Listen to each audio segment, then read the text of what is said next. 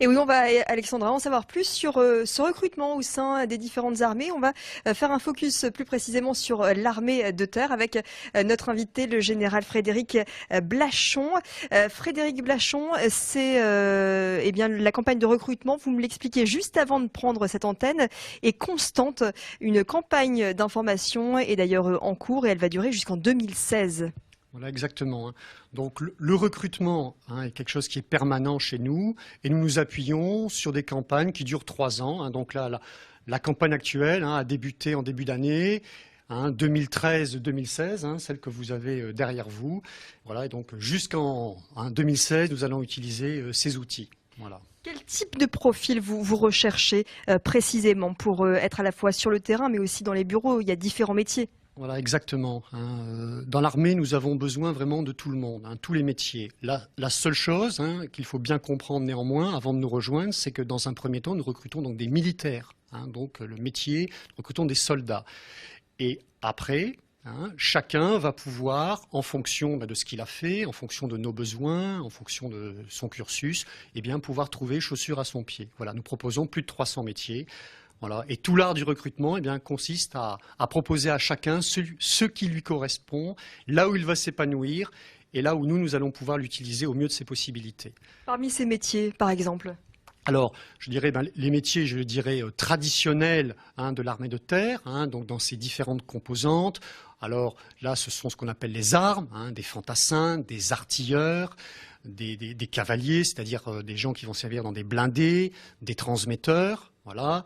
Après, nous allons également chercher des gens dans les services, avec des métiers plus sédentaires, des métiers également donc dans la logistique, mais vraiment tous les types de métiers. Et je crois que ce qui est extrêmement important à comprendre, et c'est souvent là que les gens nous posent des questions, mais comment se fait-il que, en dépit des restructurations, vous soyez amené à recruter? Voilà, c'est parce qu'en permanence, quelles que soient les restructurations, et ça, on peut dire que les restructurations dans les armées, ça n'a pas débuté aujourd'hui. Il y en a toujours eu des restructurations. Et pourtant, nous continuons toujours à recruter en permanence et nous recruterons toujours parce que nous avons besoin d'une armée jeune. C'est ça qui caractérise les armées. Des gens jeunes, c'est un métier que l'on fait à 20 ans. Après, je dirais, ceux qui seront physiquement les plus forts, qui trouveront vraiment ce qu'ils pourront rester chez nous très longtemps, mais nous leur proposons, nous proposons à tout le monde des contrats, alors 5 ans, 10 ans, 3 ans, voilà, renouvelables, facilement renouvelables pour peu que la personne fasse l'affaire. En moyenne, les militaires chez vous restent 8 ans. C'est à peu près la moyenne, avec des postes également à l'international. Est-ce que le fait que la France s'engage dans certains pays, on l'a vu il y a quelques mois au Mali, est-ce que le recrutement est intensifié en raison de la politique internationale de la France? Alors, en effet, nous recrutons une fois de plus des militaires, des soldats. Et la vocation du soldat, c'est d'aller là où le gouvernement français estime qu'il est nécessaire de les envoyer. Par conséquent, les missions extérieures font partie du métier. Je dirais que non seulement ça fait partie du métier, mais également, chez nous, beaucoup de gens s'engagent également par goût de l'aventure, parce qu'ils ne veulent pas d'un métier sédentaire. Donc je dirais que ça fait vraiment partie du métier. Alors après, est-ce qu'il y a un effet particulier là, vous parliez du Mali. Oui, très certainement, ne serait-ce que parce que les gens qui s'engagent chez nous, oui, il y a un attrait pour l'aventure, manifestement. Donc, on peut dire qu'au mois de janvier, février, oui, on a senti plus de gens venir. Alors, il peut y avoir un peu plus de crainte de la part des parents, puisque mine de rien, les parents font partie. Avant de s'engager, vous posez quand même beaucoup de questions. Vos parents, éventuellement, sont là. L'environnement familial. Donc l'environnement familial, on voit bien, une maman aura plutôt tendance peut-être à freiner les ardeurs de ses enfants. Inversement, il est indéniable que une campagne comme le Mali a plutôt eu des effets positifs en matière de recrutement. Oui. Qu'en est-il du recrutement dans les différentes armées, notamment l'armée de terre? Qu'en est-il dans la région nord? Est-ce qu'on recrute bien dans l'armée ici à Lille? Oui, alors en effet, la région Nord-Pas-de-Calais, a toujours été une région où on aime l'armée, hein, et où les soldats, beaucoup de soldats viennent du Nord. Voilà. Alors, ce qui se passait autrefois, c'est qu'autrefois, il y avait beaucoup de régiments dans cette région. Et cette visibilité fait que l'armée était très connue. On sortait de chez soi, on tombait sur des militaires en tenue. Et il faut quand même reconnaître que depuis quelques années, il n'y a plus qu'un seul régiment. Quand on prend toute la région Nord-Pas-de-Calais, il est à Douai, ce régiment. Voilà, donc c'est sûr qu'à partir du moment où il y a moins d'unités, vous êtes moins présent dans le paysage et on pense moins à vous. Voilà, c'est vrai. Très bien, Général Blachon, une dernière question. Vous expliquiez tout à l'heure qu'il y avait beaucoup de flux dans l'armée, dans les différentes armées. En moyenne, un contrat, c'était 8 ans. Parmi les militaires qui viennent vous voir.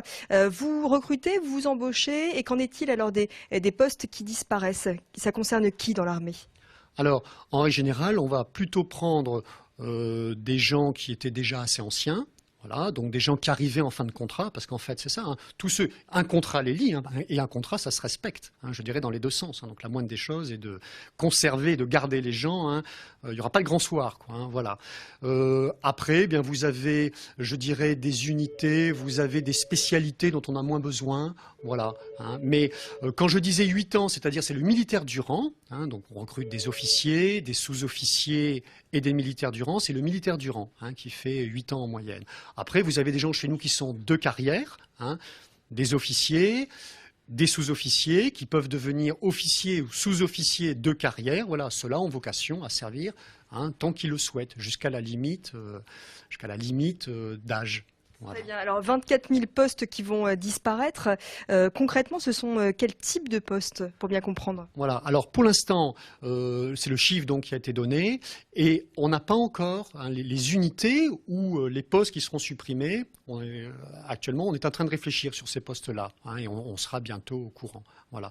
Mais une fois de plus, le ministère de la Défense va donc supprimer, parce que là c'est bien des chiffres ministère de la Défense, on ne parle pas de l'armée de terre, va donc devoir supprimer 24 000 postes d'ici 2019, mais tous les ans, l'armée de terre par exemple cette année va recruter 10 000 personnes, ça en fait quand même l'un des plus grands recruteurs de France, on doit être peut-être le plus grand recruteur de France.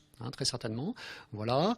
Et malgré ces restructurations, les chiffres ils seront toujours extrêmement importants. Voilà, c'est ça qui est. Et les contrats que nous proposons, ce n'est pas rien aujourd'hui. Je crois qu'il faut également que les gens comprennent bien qu'un contrat, même de 5, de 10 ans, c'est important. Ça donne quand même une bonne visibilité sur ce que l'on va faire plus tard. Alors, pour se renseigner pour les différentes armées, notamment l'armée de terre, ça se passe ici, voilà. Place au Bleuet, à Lille, et puis l'armée de l'air, la marine se trouve un peu plus haut. Donc l'armée de l'air, c'est rue de Thionville. Exactement. Et l'armée et la marine se trouve... Alors, rue Jacquemart-Gilet, près de la préfecture. En tout cas, il existe le CIRFA, Centre d'information et de recrutement des forces armées, pour toutes vos questions. Et si vous souhaitez intégrer les différentes armées, le CIRFA qui reste ouvert tous les jours de la semaine, notamment l'après-midi. Vous pouvez donc venir ici et puis pousser la porte. Vous aurez tous les renseignements nécessaires. Merci. Sur tous les profils. Merci beaucoup en tout cas, Général Blachon, d'avoir répondu à ces quelques questions concernant le recrutement, en l'occurrence de l'armée de terre.